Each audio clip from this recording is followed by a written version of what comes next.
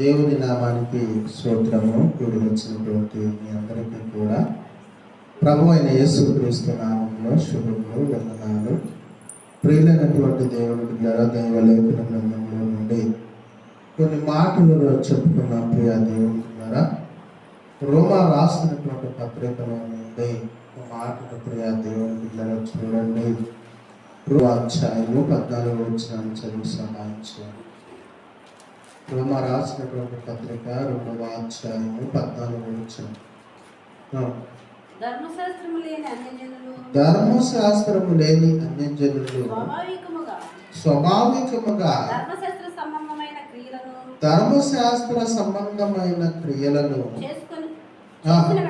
చేసిన ఎడల ధర్మశాస్త్రము లేని వారై తమకు తామే ధర్మశాస్త్రమై ఉన్నారని అయ్యున్నట్టున్నారు. అటివారి మనస్సాక్షి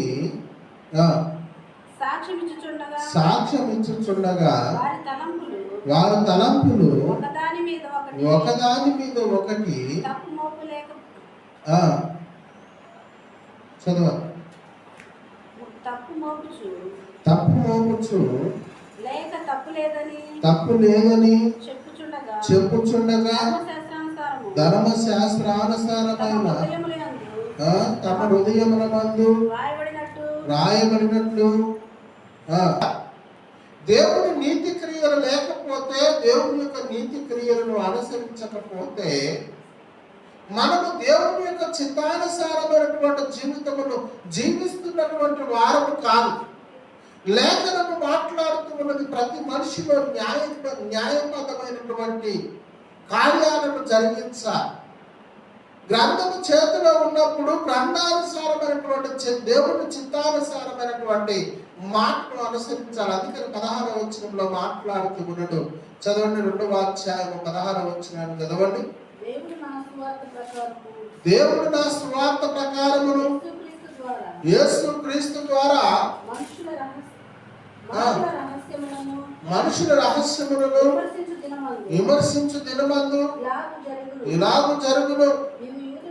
నీవు యూదుడవని పేరు పెట్టుకొని ధర్మశాస్త్రము ఆశ్రయించి దేవుని యందు అతిశయించుచున్నావా?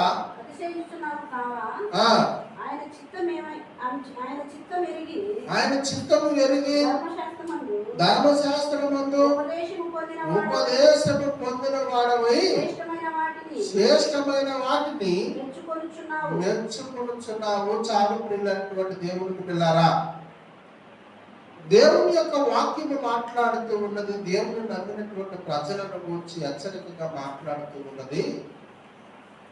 అన్ని జనాంగము అనగా మారు మనసు లేనటువంటి ప్రజలు, దేవుని నమ్మనటువంటి ప్రజలు ఉన్నారు.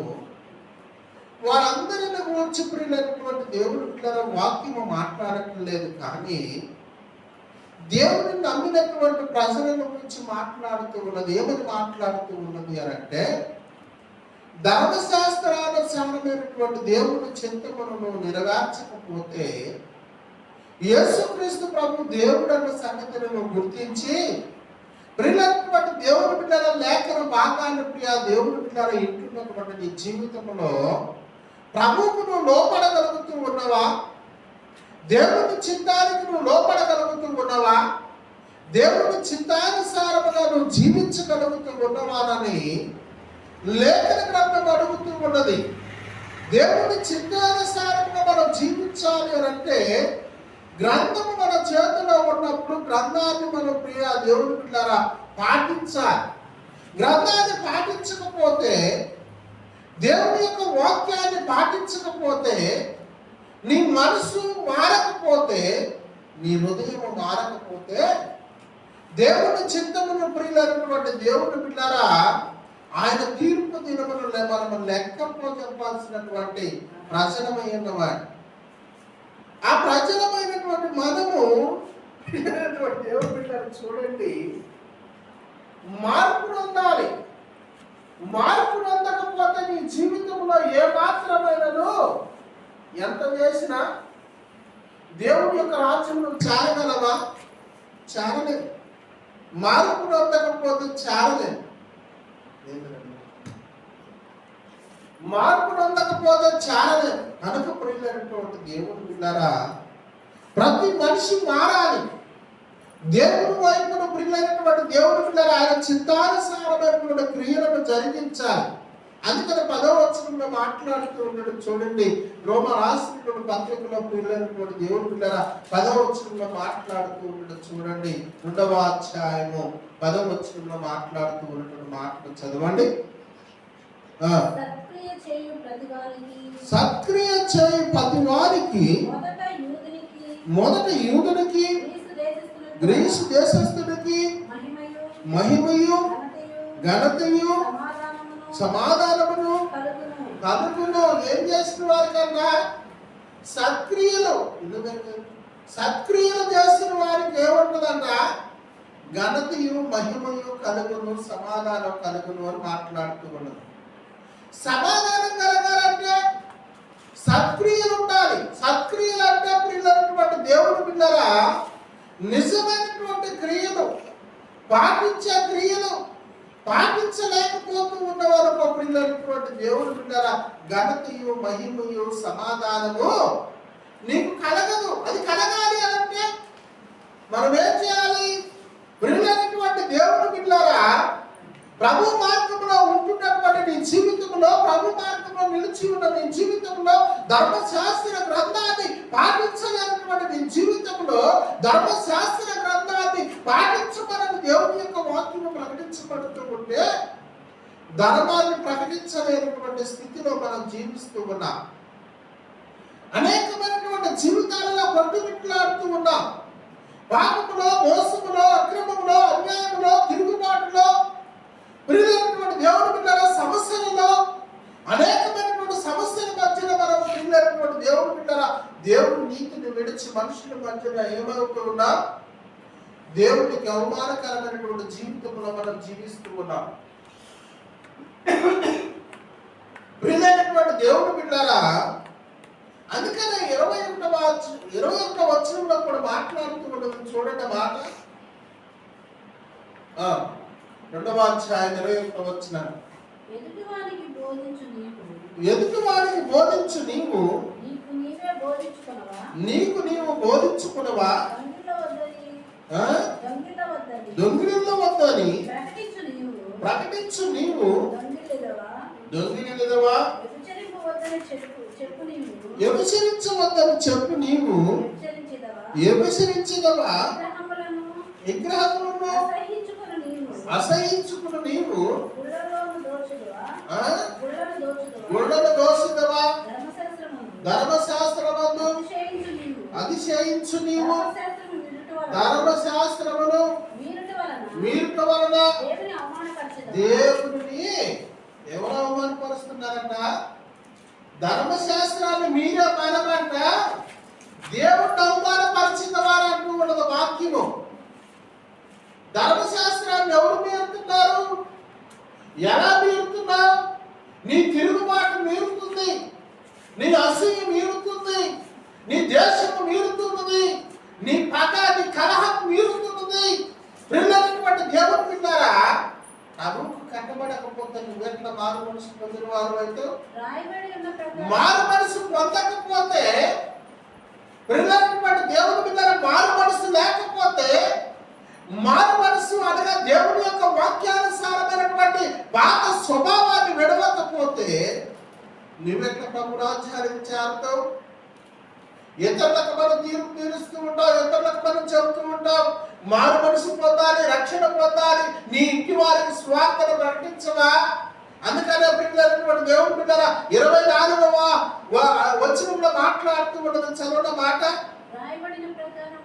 రాయబడిన ప్రకారము మిమ్ములను బట్టియే కదా దేవుని నామము అన్య జనుల మధ్యన దూషింపబడుతుంది. ఎవరిని బట్టి? నీ కుటుంబం మారదు, నీ బిడ్డలు మారరు, నీ బంధువులు మారరు, నీ బంధుమిత్రులు మారరు, మారు మనసు రక్షణ అని బయట వారికి చెప్తుంటాం. కానీ ముందు మనం మార్చుకోలేము, మన కుటుంబాన్ని మార్చుకోలేము. మన కుటుంబాలకు మారు మనసు అవసరం లేదు, మన కుటుంబాలకు రక్షణ అవసరం లేదు, మన కుటుంబాలు ప్రభు రాజ్యానికి కూడా అవసరం లేదు. జీవించి ప్రభు రాజ్యానికి చేరక అగ్నిగుండానికి ఎలా ఉంటారు? కట్టెల వలె పేర్చబడతారు. ఆ కట్టెల వలె పేర్చబడే వాళ్ళు ఏం చేయాలి? ఆ కట్టెల వలె పేర్చబడక ముందే మారు మనసు పొందు, రక్షణ పొందు, ప్రభు మార్గాన్ని తెలుసుకో, ప్రభు మార్గాల్లో నిలబడు, ప్రభు మార్గంలో జీవించమని ప్రకటించాల్సిన నీవు మార్గాన్ని తొలగిపోతూ ఉన్నవా? ధర్మశాస్త్ర గ్రంథాన్ని పట్టుకున్నవా? క్రైస్తవురాలను అడుగుతూ ఉన్నది వాక్యం. ఆమేన్, హల్లెలూయా. ధర్మశాస్త్ర గ్రంథాన్ని పాటించు.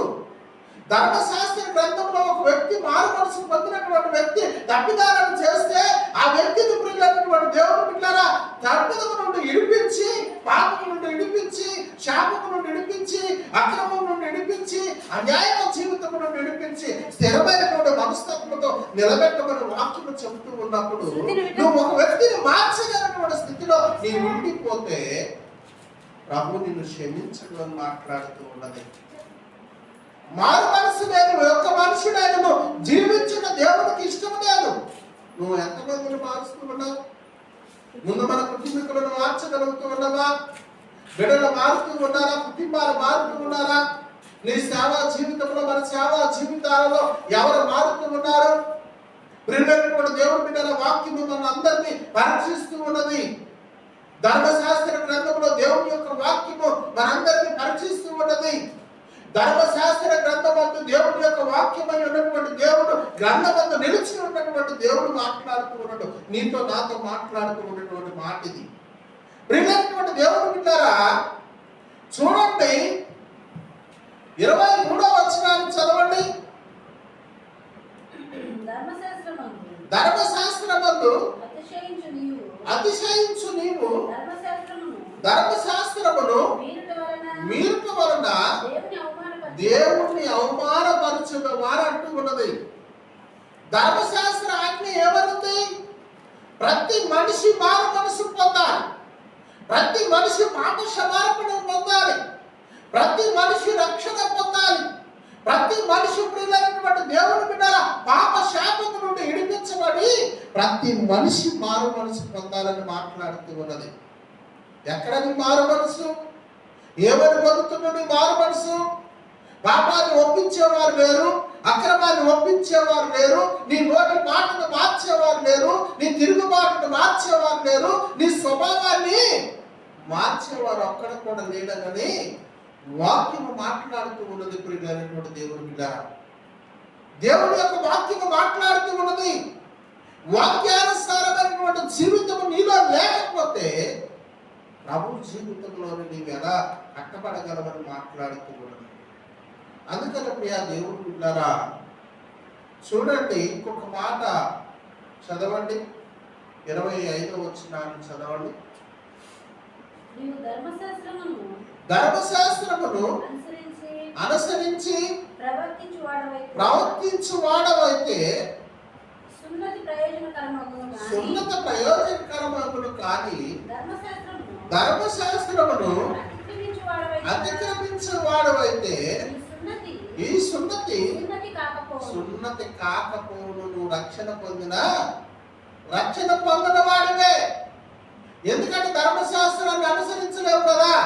తిరుగుబాటు, అసూయలు, ద్వేషాలు, మత్సరాలు, కలహాలు, బూతులాట్లు, అబద్ధాలాట్లు, మోసాలు చేయటం, ప్రియులైనటువంటి దేవుని బిడ్డలారా, ఇవన్నీ ఉండటం వలన ధర్మశాస్త్రాన్ని పాటించలేవు, వాక్యాన్ని పాటించలేవు. వాక్యము నీలో జీవించదు, వాక్యము నీలో నడిపింపులోనికి రాదు.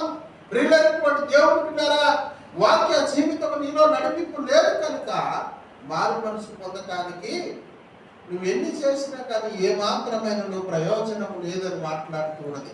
నీ బంధువులు మారట్లేదు నీ ప్రవర్తనను చూసి, నీ కుటుంబం మారట్లేదు నీ ప్రవర్తనను చూసి, నీ యొక్క ప్రవర్తనను చూసి ఎవరూ మారనటువంటి స్థితిలో ఉంటే ఎందుకు నీ ప్రవర్తన? ఎందుకు నిష్ప్రయోజనమైనటువంటి నీ యొక్క మాటలు, నిష్ప్రయోజనమైనటువంటి నీ ప్రవర్తన? ప్రియమైనటువంటి దేవుని యొక్క వాక్యము నిన్ను గురించి మాట్లాడుతూ ఉన్నది, నన్ను గురించి మాట్లాడుతూ ఉన్నది. ఈ లోకంలో ఉన్నటువంటి సకల ప్రజలను గురించి వారు నీతి మంతులు వారు అంటూ ఉన్నది. దేవుడిని నమ్మినటువంటి ప్రజలు, ప్రియమైనటువంటి దేవుడు బిడ్డలారా, వారందరూ నీతి మంతులు. కానీ దేవుని అనుసరించిన వారు నీతి మంతులు. ధర్మశాస్త్ర గ్రంథము వారి చేతిలో లేకపోయినను ధర్మశాస్త్ర గ్రంథానుసారమైనటువంటి వారి హృదయానుసారమైనటువంటి ధర్మశాస్త్రాన్ని అనుసరిస్తున్నారు చూడు, వారు నీతిమంతులు అని అంటూ ఉన్నది వాక్యం. ప్రియమైనటువంటి దేవుని బిడ్డలారా, మనమైతే మారు మనసు పొందామండి, రక్షణ పొందామండి, ప్రభువును తెలుసుకున్నామండి, ప్రభువులో స్థిరపడ్డామండి, ప్రభువులో నిలబడ్డామండి, ప్రభువులో ఉండిపోయినామండి. అదే సంగతి ప్రియులైనటువంటి దేవుని బిడ్డలారా, మన మహత్వాలు ప్రియులైనటువంటి దేవుని బిడ్డలారా, దేవుని చిత్తానుసారమైనవి కాదు. అబద్ధమైనటువంటి మాటలు, నీ నోటి మాటలు, నీ నాలుకల ప్రియులైనటువంటి దేవుని బిడ్డలారా చీల్చిపోయడం అని మాట్లాడుతున్నది వాక్యము. ప్రియులైనటువంటి దేవుని బిడ్డలారా, దేవుని చిత్తాన్ని అనుసరించమని దైవలేఖనం చెబుతూ ఉన్నది. ఇది నేను మాట్లాడుతూ ఉన్నటువంటి మాటలు కాదు, వాక్యానుసారమైనటువంటి మాటలు. దేవుని మాటలను దీవించి ఆ నింకిడిలో జ్ఞాపకము చేసుకున్నట్టుగాక. ఆమేన్. దేవుడి మాట